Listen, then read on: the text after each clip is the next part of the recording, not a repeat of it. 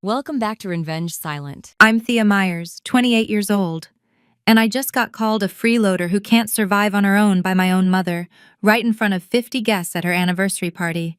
My stepfather added, "We don't need your cheap gift. Take it and get out." I didn't cry, I didn't scream. I just smiled, opened the box, and told them what was inside. Since that night, my phone hasn't stopped ringing. But I've learned something important. Not every call deserves to be answered. Before I tell you the whole story, if you think it's worth hearing, please take a moment to like and subscribe. But only if you genuinely want to. And if you don't mind, drop a comment telling me where you're watching from and what time it is there. To understand why I stood there with that box, I need to take you back 12 years, to the day everything fell apart. I was 16 when I got the call that changed everything. My father, David Myers, was a construction engineer, not wealthy by any means, but the kind of man who'd work overtime just to take his family on a weekend trip to the beach. The kind of man who remembered every school play, every parent-teacher conference, every small moment that most dads forget. That Tuesday morning, he kissed my forehead before leaving for a business trip upstate. "When I get back, we'll go visit that college campus you've been eyeing," he said. "Start thinking about your future, sweetheart." He never came back. A truck driver fell asleep at the wheel. They told us it was instant, that he didn't suffer. As if that was supposed to make it easier. At the funeral, I watched my mother, Linda, accept condolences with practiced grace. I thought we'd grieve together. I thought wrong. Within 2 weeks, she'd packed all of Dad's belongings into cardboard boxes, his books, his tools, even the watch his father had given him. She didn't ask if I wanted to keep anything. Not a single thing. I found out why when I overheard her on the phone one evening, her voice low but unmistakably excited. "The insurance money came through," she said. "I can finally start over." Start over. Like the last 16 years had been a rough draft, she was ready to crumble and throw away. What I didn't know then, what took me years to piece together, was that my mother had already met someone else. A man named Richard Thornton.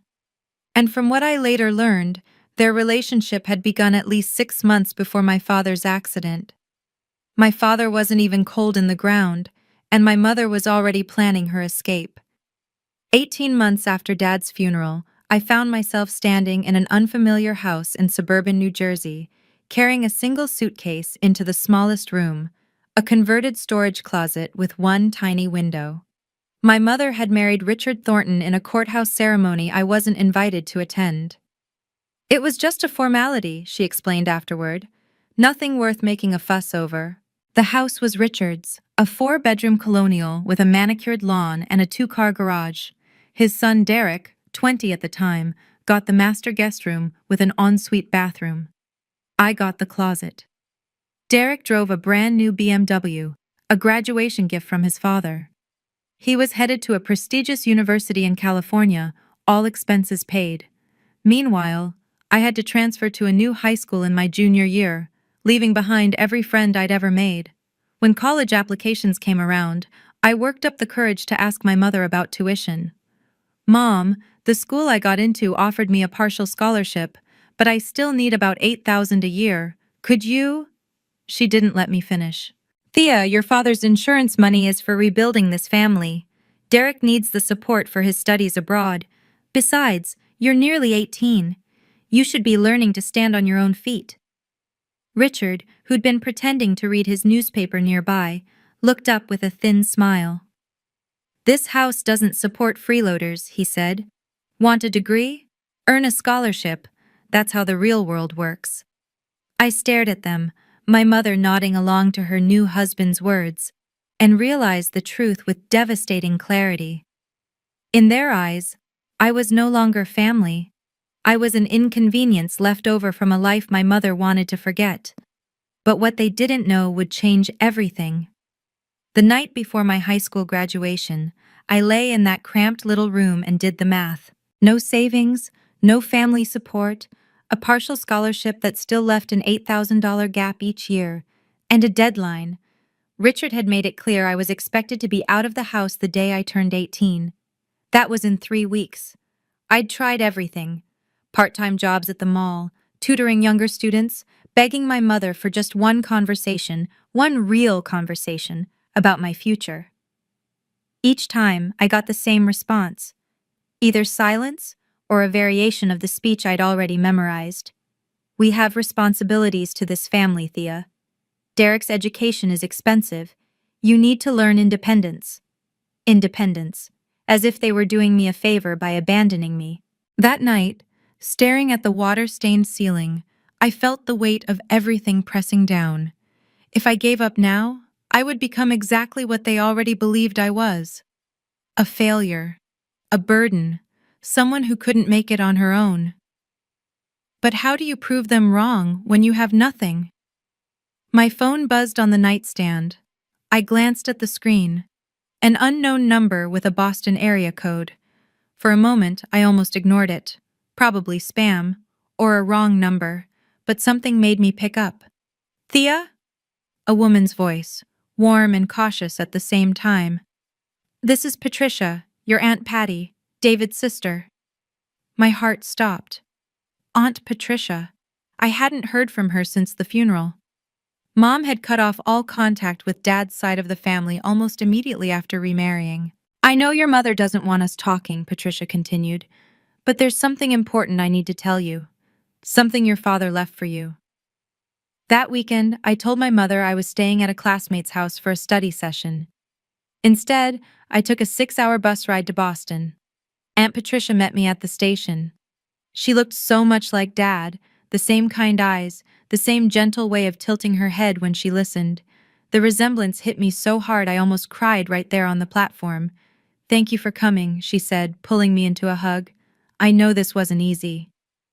Her apartment was small but warm. Photographs of Dad as a young man covered one wall, images I'd never seen before, memories my mother had erased from our home. We sat at her kitchen table, and Patricia placed her hands over mine. Your mother and I never got along, she admitted. But that's not why I'm telling you this. I'm telling you because David made me promise.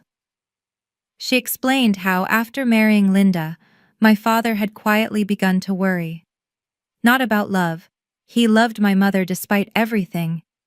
But about what would happen to me if something went wrong. Your dad didn't trust Linda with money, Patricia said carefully. He saw how she spent, how she prioritized. He was afraid that if anything happened to him, you'd be left with nothing. So he planned ahead. I blinked. Planned ahead how? Patricia stood and walked to a closet in the hallway. When she returned, she was carrying a small wooden box with brass hinges. Your father gave this to me 5 years ago, she said. He made me promise to keep it safe, and to give it to you only when you truly needed it. She placed the box on the table between us. I think, sweetheart, that time is now. My hands trembled as I opened the wooden box. Inside, resting on faded velvet, was a savings account passbook.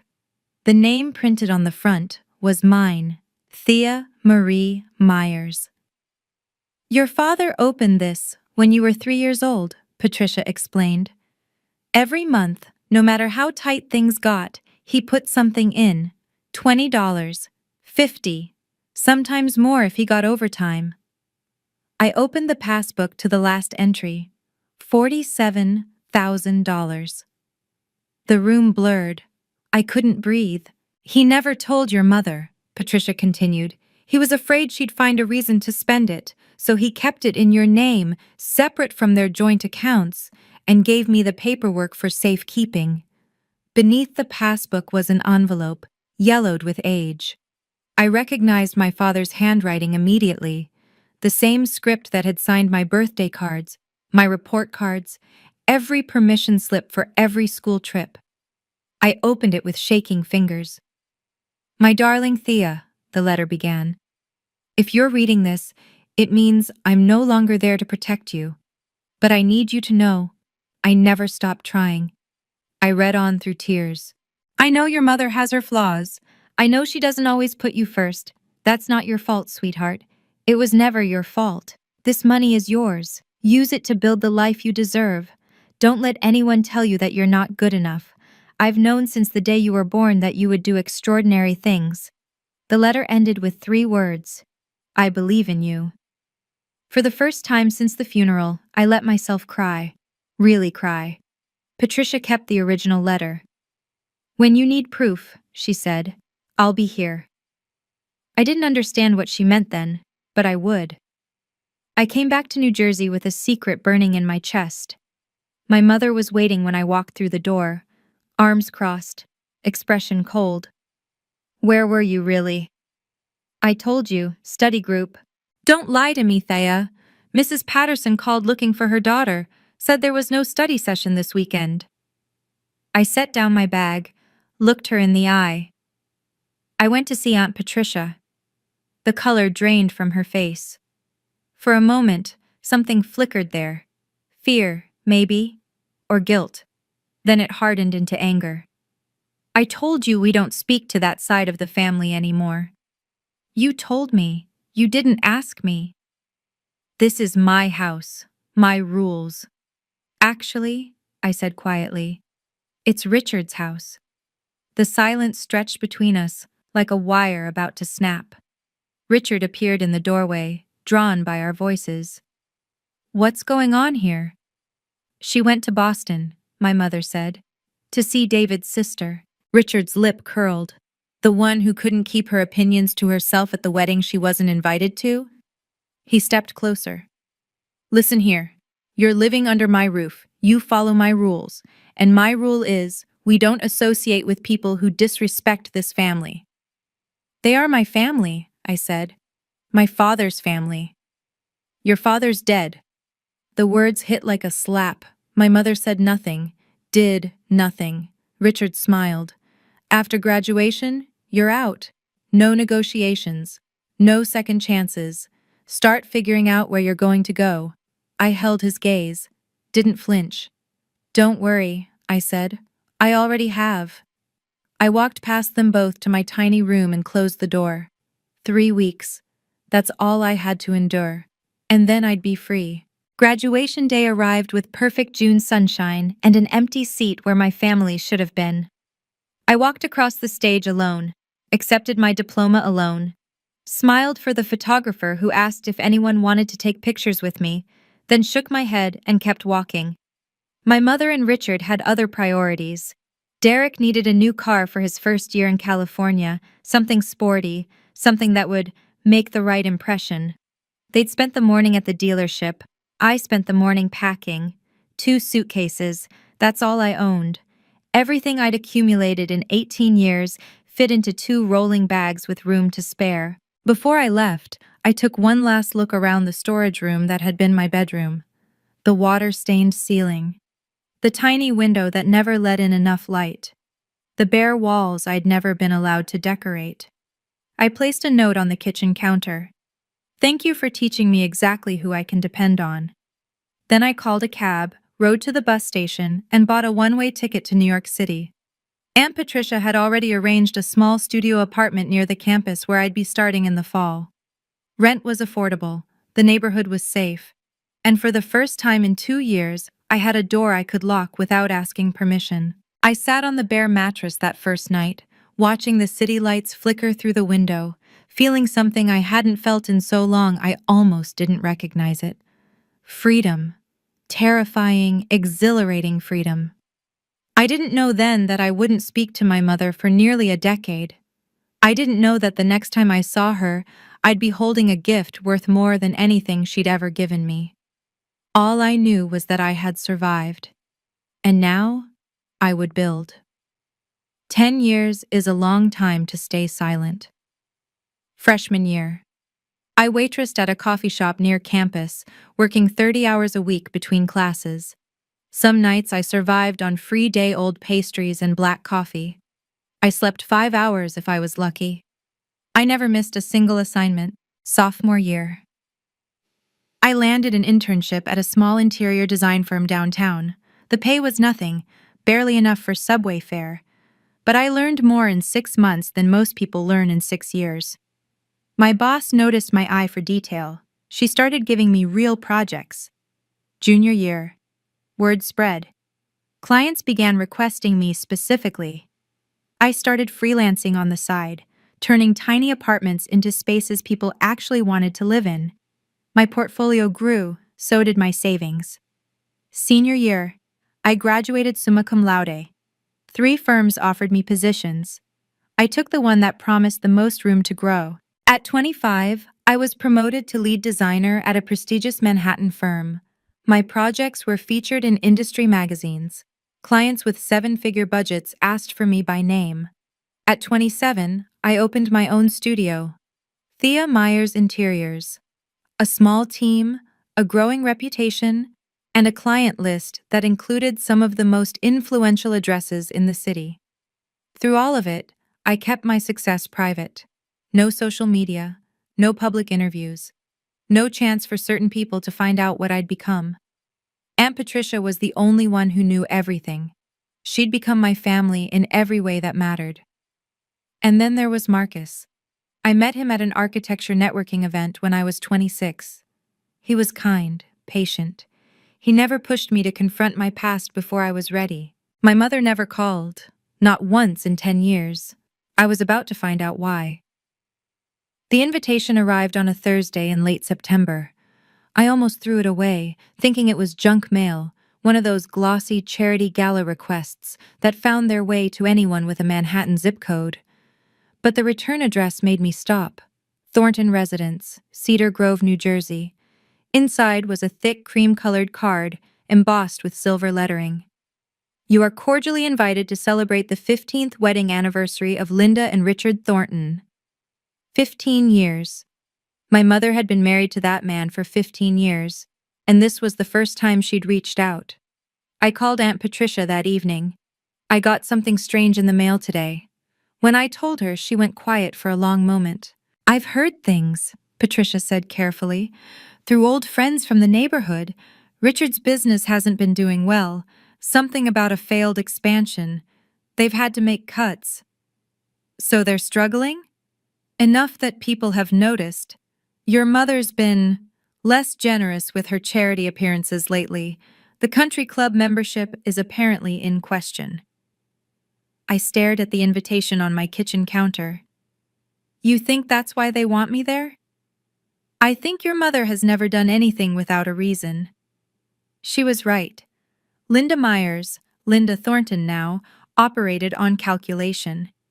If she was extending an olive branch after a decade of silence, it wasn't because she missed me. It was because she wanted something. What are you going to do? Patricia asked. I picked up the invitation again, ran my thumb over the embossed lettering. I'm going to go. Are you sure? Not for her. For me. I need to close this chapter. Patricia paused. If you need backup, I still have your father's letter. I hadn't forgotten. I never would. The weeks leading up to the party, I found myself doing something I hadn't expected. I bought a gift. Marcus watched me wrap it at our dining table, a sleek box covered in navy blue silk paper, finished with a silver ribbon. His expression shifted between confusion and concern. You're really bringing them something? I know how it looks. Help me understand then. These people treated you like garbage. They threw you out. 10 years of nothing, and now you're buying them a present? I smoothed the ribbon carefully, aligning the bow. It's not about them. It's about who I want to be. Inside the box was a single key on a velvet cushion. Beneath it, a property deed. A 2-bedroom apartment in a quiet neighborhood in Manhattan. Not flashy, but solid. Safe. The kind of place where someone could start over. $450,000. Money I'd earned myself, dollar by dollar, late night by late night. I wanted to give her a chance, I explained. A real one. If she's changed, if there's any part of her that regrets what happened, this could be a new beginning. Marcus took my hand. And if she hasn't changed? Then at least I'll know I tried. He didn't argue. That was one of the things I loved about him. The night before the party, I slipped something into my clutch, A copy of my father's letter, along with documents showing the savings account history, proof that everything I had, I'd built on the foundation he gave me. Not stolen, not borrowed, mine. I hoped I wouldn't need them, but I'd learned a long time ago that hope and preparation aren't the same thing. What I didn't know was that I was walking into something far worse than I'd imagined. Let me pause here for just a second. I'm genuinely curious. If you were in my shoes, would you have gone to that party? Drop yes in the comments if you'd face them head on, or no if you think I should have stayed far away. And if you're enjoying this story so far, hit that like button so I know to keep going. All right, back to that night. The country club looked exactly like I remembered from the photographs my mother used to post, before she stopped posting anything at all. Crystal chandeliers dripping from vaulted ceilings, tables dressed in white linen, a string quartet playing softly in the corner, roughly 50 guests milling about with champagne flutes, their laughter echoing off marble floors. I walked in alone, heads turned, whispers followed. Is that Linda's daughter? The one who disappeared? I heard she's been struggling, living hand to mouth somewhere in the city. I kept my expression neutral. My black cocktail dress was simple but expensive, the kind of understated elegance that people with real money recognize. My hair was pulled back in a low chignon. In my hands, I carried the navy blue box. I spotted my mother across the room before she spotted me. Linda Thornton stood at the center of a cluster of women, gesturing animatedly, her silver anniversary jewelry catching the light. She'd aged well, or expensively. Her smile was bright and practiced, the smile of someone who had spent years perfecting her public performance. Then her eyes found me. The smile froze, just for a second. A flicker of something, surprise, calculation, annoyance, before the mask slid back into place. She didn't come to greet me, didn't wave, just gave me a slight nod, the way you might acknowledge the caterer. Thea! I turned. Derek stood behind me, champagne in hand, smirking like we were old friends. So, the prodigal daughter returns. He looked me up and down. Coming to beg for scraps? I met his gaze evenly. I was invited. Sure you were. He stepped closer. Word of advice? Don't embarrass yourself. Nobody here cares about you. I smiled slightly. Then nobody should mind if I stay. Derek hadn't changed. 32 years old and still coasting on his father's money, what was left of it anyway. I'd done my research. The California degree had led to nothing. He'd bounced between consulting jobs, each one more vague than the last, before returning home to work for Richard in some made-up management position.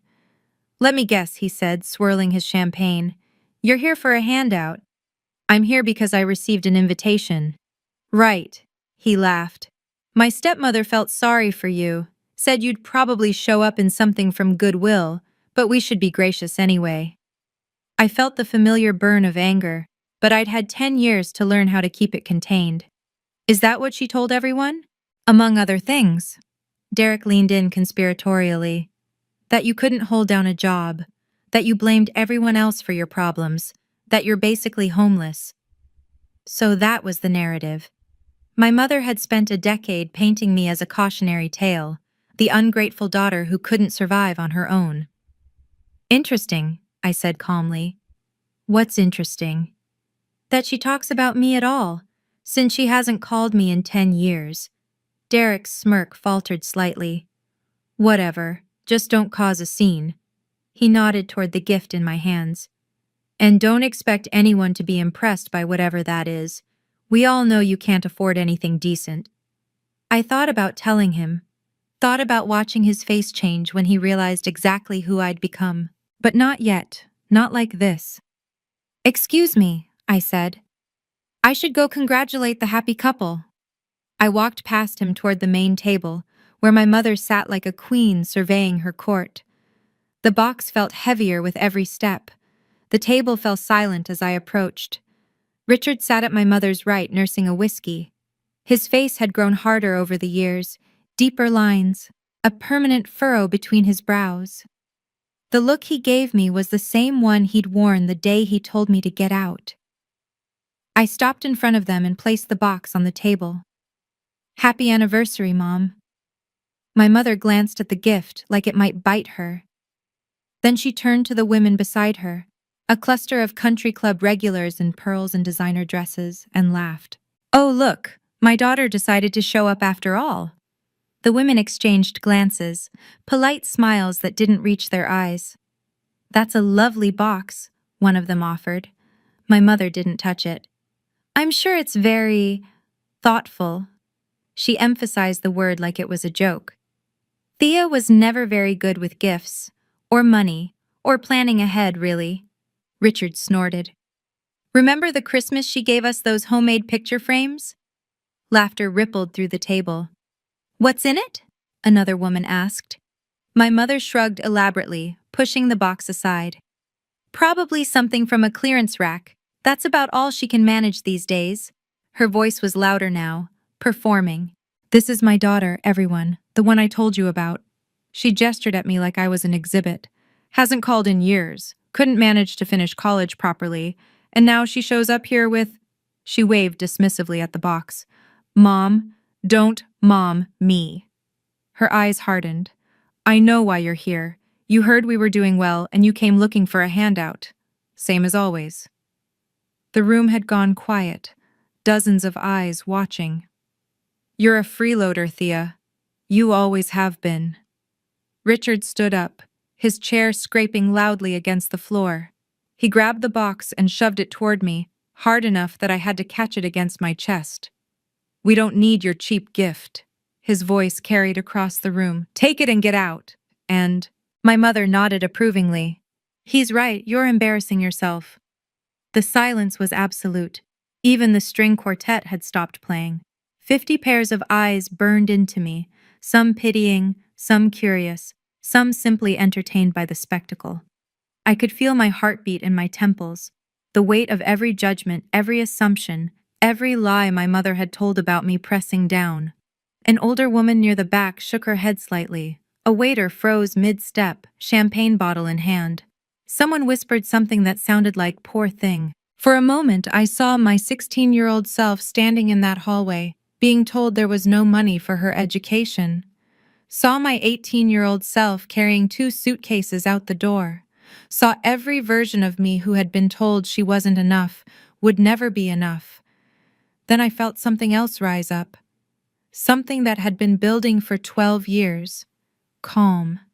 I looked at my mother, at Richard, at the crowd of strangers who thought they knew my story. And I laughed, not bitter, not mocking. A genuine soft laugh of release. "What's so funny?" my mother snapped. "Nothing." I held the box steady. "I'm just thinking about how you have no idea what you just refused." "Excuse me?" I began untying the silver ribbon. "You wanted to know what's inside? Fine." I lifted the lid. "Let me show everyone." The room leaned in collectively. Even Richard's sneer flickered with uncertainty. What happened next, no one in that room would ever forget. I set the open box on the table where everyone could see. Inside, resting on a cushion of navy velvet, was a single silver key. Beneath it, folded precisely, lay a sheet of official-looking documents. I lifted the key first, letting it catch the light. "This," I said, my voice steady, "is the key to a 2-bedroom apartment in Manhattan. Upper West Side, doorman building, good schools nearby." Murmurs rippled through the crowd. I unfolded the documents, held them up. "This is the deed, fully paid, no mortgage." I paused. "Valued at approximately $450,000. My mother's mouth opened, closed, opened again. "I was going to give it to you." I looked directly at her. "A place you could go if you ever needed a fresh start. A gift from your daughter." The woman beside my mother, someone I didn't recognize, gasped audibly. Where did you get money like that?" Linda's voice had lost its performance quality. Now it was just raw. I earned it. Doing what? Running my own business. Thea Myers Interiors. We specialize in high-end residential design. I let that settle. You might have seen our work featured in Architectural Digest last spring. The whispers grew louder. A man near the bar pulled out his phone, typing rapidly. "That's impossible," Derek blurted from somewhere behind me. "You're lying." "Google it." Richard's face had gone an alarming shade of red. My mother looked like she'd been slapped. "Mom, you told everyone I was struggling," I continued, "that I couldn't hold down a job, that I was practically homeless." I gestured at the box. "Does this look like I'm struggling?" No one answered.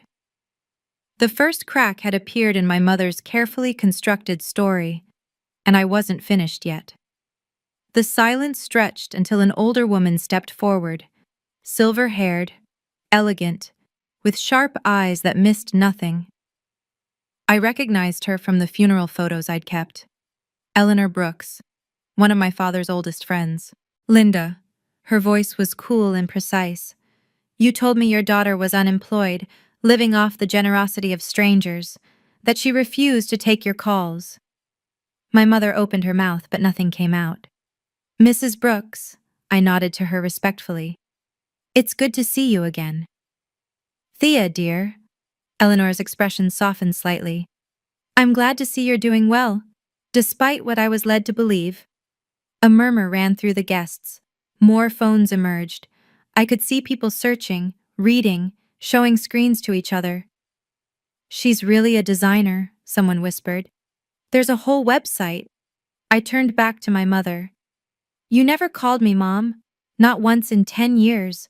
So where did you get your information about my life?" Silence. "You didn't," I answered for her. "You made it up.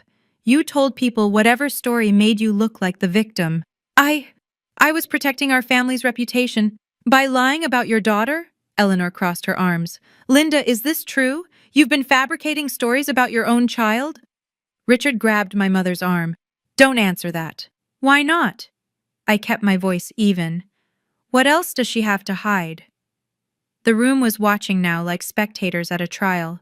I could see the shift happening, doubt spreading like cracks in ice.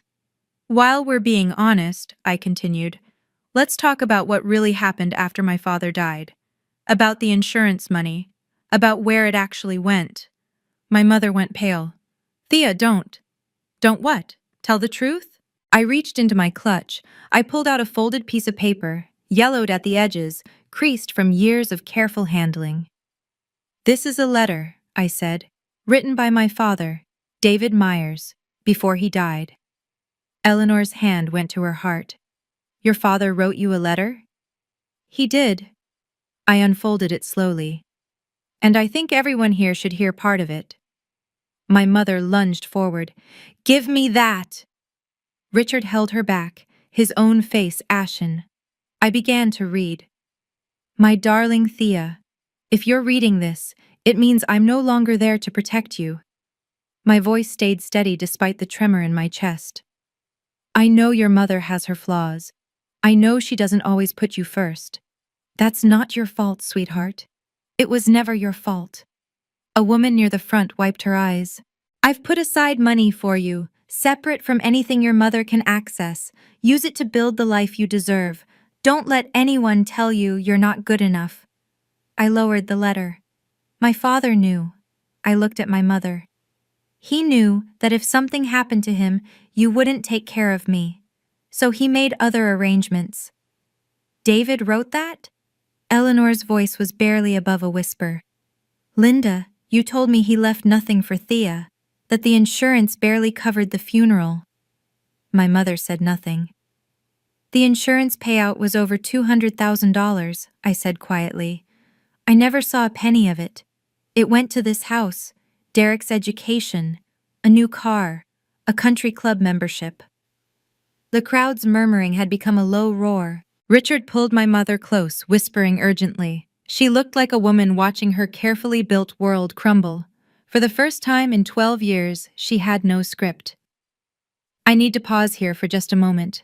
Can you guess how my mother reacted to all of this? Drop your prediction in the comments. I'd love to see if anyone gets it right. And if this story is hitting close to home for you, hit that like button. It really helps more people find these videos, especially those who might need to hear this. Now here's what happened next. My mother recovered faster than I expected. Tears welled in her eyes, the same tears I'd seen her summon countless times before when she needed sympathy. "Thea, sweetheart." Her voice cracked perfectly. "I'm so sorry. I didn't know. I didn't realize how much I'd hurt you." She reached for the box. "Let me make it right. We can start over. I'm your mother." I pulled the box back before her fingers could touch it. "No." The word hung in the air. "What do you mean, no?" The tears dried instantly, replaced by something sharper. "I brought this gift for someone who deserved it, someone who might actually want a real relationship." I closed the lid with a soft click. "You're not that person. You can't do this to me." Her voice rose. "Not in front of everyone. You did it first." The room had gone deathly still. "5 minutes ago, you called me a freeloader in front of every person here," I said. "You told them I was worthless, that I couldn't survive on my own. You've been telling them that for 10 years. That was different." "How?" I tucked the box under my arm. "You humiliated me publicly. You lied about me publicly. And now you want what I have? That's not how family works." Eleanor stepped closer, watching the exchange with a mixture of fascination and something like respect. "If I'm being honest," I continued, "I came here hoping you'd changed. Hoping there was some version of you who actually wanted a daughter, not a target." My mother's mask slipped entirely. Pure fury blazed underneath. "You ungrateful little—" "I'm grateful," I cut her off. "Grateful I learned early exactly who you are." I turned toward the door. "This apartment will go to someone who actually loves me." Richard blocked my path before I reached the exit. "Now hold on." His voice had shifted to something almost friendly, the tone of a salesman sensing a slipping deal. "Let's not be hasty. We're family. Families have disagreements." "We're not family. You made that clear 17 years ago. Things were said in the heat of the moment. You told me your house doesn't support freeloaders." I met his gaze without flinching. "So I left and built my own. Why are you complaining now?" Derek appeared at his father's shoulder. "Look, I know we haven't always—" He trailed off, searching for words he'd never needed before. "But this is crazy. You can't just walk out with a $500,000 apartment." "I can do whatever I want with my money. It's just—" Derek laughed nervously. "Come on. We're practically siblings. We're strangers who shared a house for 2 years. And in that house, you got everything. I got a closet." Richard tried again. "What if we talked about this like adults? Maybe there's an arrangement." "I'm not interested in arrangements." I stepped past them both. My mother had risen from her chair, makeup streaking where the tears had run. Real tears now, maybe, or just a better performance. "Thea!" Her voice cracked. "Thea, please. I made mistakes, I know that. Just give me a chance." I stopped at the door, turned one final time. "You had chances, Mom. 17 years of chances. You chose yourself every single time." I looked at the room full of witnesses, their shocked faces, their whispered conversations, their phones still clutched in manicured hands. When you're ready for a real relationship, one based on respect, not what you can get from me, you have my number. I walked out into the cool October night. The door closed behind me like a final punctuation mark. Marcus was waiting when I got home. He didn't ask questions at first, just wrapped his arms around me and held on while the adrenaline slowly drained away. "How do you feel?" I thought about it, really considered the question. "Free," he smiled. "Good answer." My phone started buzzing before I'd even taken off my coat. Then it didn't stop. 47 missed calls from my mother, 12 from Richard, 8 from Derek. Numbers I didn't recognize, Probably guests from the party who'd gotten my contact information somehow. Text messages flooded in, one after another. Thea, please call me back. We need to talk. I'm so sorry. I didn't mean any of it. You can't do this to your own mother. Call me, please. Marcus watched the screen light up again and again. You going to answer any of those? Not tonight. I silenced the phone and set it face down on the counter. Maybe not ever. We ordered takeout and ate on the couch while the city glittered outside our windows. My phone lit up periodically in my peripheral vision, a persistent pulse of desperation I no longer felt obligated to acknowledge. What happens now? Marcus asked. I don't know. I leaned into him, finally letting myself feel how exhausted I was. I gave them the truth. What they do with it is their problem. And the apartment? I smiled. I have someone in mind. For the first time in 12 years, the weight I'd been carrying, the constant grinding awareness of being unwanted by the people who were supposed to love me most, felt lighter. Maybe it would never disappear completely. But tonight, watching the city lights with someone who chose me freely, it was enough, more than enough. The fallout arrived in pieces over the following week. Aunt Patricia called first, barely containing her satisfaction. You'll never guess what I heard. Eleanor Brooks, it turned out, had quite a large social circle. By Monday morning, the story of the anniversary party had spread through every women's group, charity committee, and country club dining room in a 50-mile radius. Linda tried to do damage control, Patricia reported. Told everyone you'd misunderstood, that the letter wasn't real, that you'd always been difficult. Did anyone believe her? Not after 3 separate guests confirmed they'd Googled your company during the party. Patricia's voice carried a note of grim satisfaction. Your website got 1,500 visitors that night alone. The business consequences came next. Richard, I learned, had been in the middle of negotiating a major contract with a regional supplier. The supplier's CEO was a close friend of Eleanor Brooks. After hearing what happened at the party, they'd requested additional time to review the terms. Additional time stretched into weeks. The deal eventually went through, but at significantly less favorable terms. Derek's mother, Richard's first wife, apparently caught wind of the drama from her own social network. She called Derek to express her profound disappointment in how he'd treated his stepsister and cut his monthly support check by half. None of this brought me joy. I didn't check my mother's social media for signs of suffering or count the ways karma had balanced the scales. But there was something quietly satisfying about knowing the truth was finally out there. For years, my mother had controlled the narrative. Now the narrative had corrected itself. Patricia asked if I regretted any of it. No, I said. I just wish I'd done it sooner. She laughed. Your father would be proud. I hoped so. 2 weeks after the party, I answered my mother's call, just once, for closure. Thea. Her voice was hoarse, stripped of its usual polish. Thank you for picking up. I almost didn't. A long pause. I know. I understand. I waited. I want you to know. She took a shaky breath. I've been thinking about everything you said, about the choices I made. I know I wasn't the mother you needed. This was the part where I was supposed to say it was okay, that I forgave her, that we could start fresh. I didn't. What specifically do you regret, Mom? Silence. Because from where I'm standing, it sounds like you regret getting caught.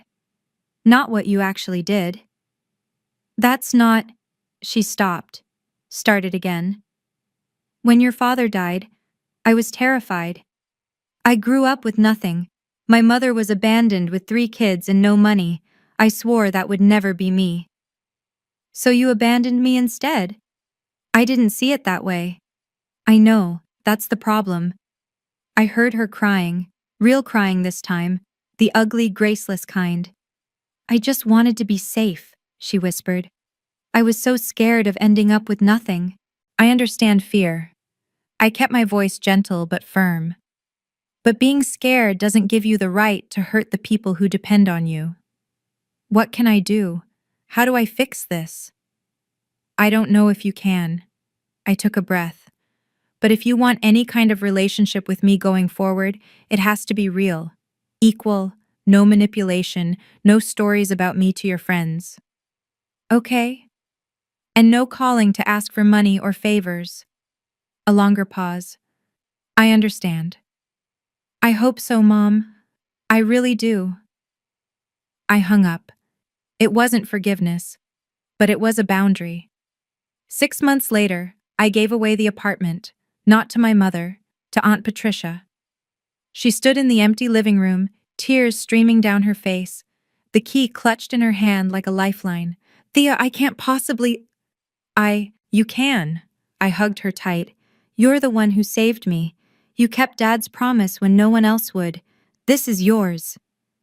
She'd spent 30 years in that tiny Boston apartment, paying off nursing school debt, working double shifts at the hospital. She deserved a place with good light and a doorman and neighbors who brought cookies at Christmas. The feature in Architectural Digest led to 3 new high-profile clients. My team expanded from 4 people to 7. Marcus and I got engaged on a quiet Tuesday evening. No fanfare, no audience, just the 2 of us and a ring that had belonged to his grandmother. I built a family, not the one I was born into, but the one I chose. Patricia, Marcus, my college roommate who'd let me sleep on her floor during the hard years, my first boss who'd believed in me before I believed in myself. My mother called once a month. Short conversations, surface level. She never asked about the apartment again. Richard's business stabilized eventually.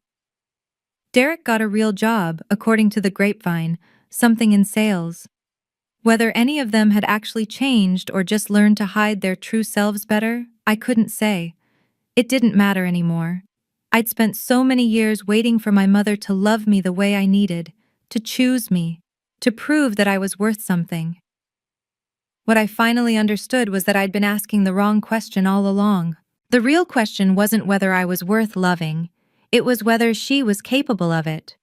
Sometimes, late at night, I write letters I'll never send. This one is addressed to a 16-year-old girl standing in a hallway, being told she's not worth an $8,000 investment. Dear Thea, I know you're scared right now. I know you're lying in that little room with the stained ceiling, wondering if everyone is right about you. If you're really as worthless as they make you feel, you're not. The people who were supposed to protect you chose themselves instead. That's their failure, not yours. Their inability to love doesn't mean you're unlovable. You're going to survive this.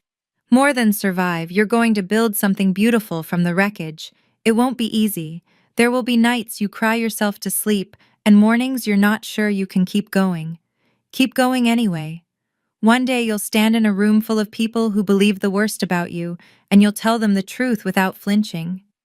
You'll walk away with your head high and your heart intact, and you'll finally understand that their approval was never what you needed. What you needed was permission to believe in yourself.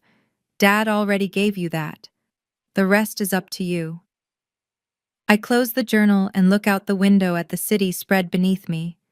The sun is coming up over Manhattan, pink and gold and promising. My father was right. I did fly high. Not because of the money he left me, but because he taught me what real love looks like. Patient, selfless, unconditional. That's the inheritance that matters. Not dollars in an account, but the bone-deep certainty that I am worthy of being loved well. I learned that from a man who's been gone for 12 years. And I carry it with me every single day. That's my story.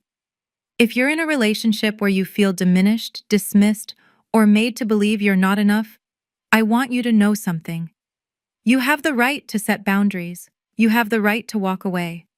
And you don't need anyone's permission to love yourself. If this resonated with you, leave a comment. I read every single one. Subscribe and hit the bell if you want more stories like this. Check the description for similar videos. Thank you for staying until the end. I'll see you in the next one.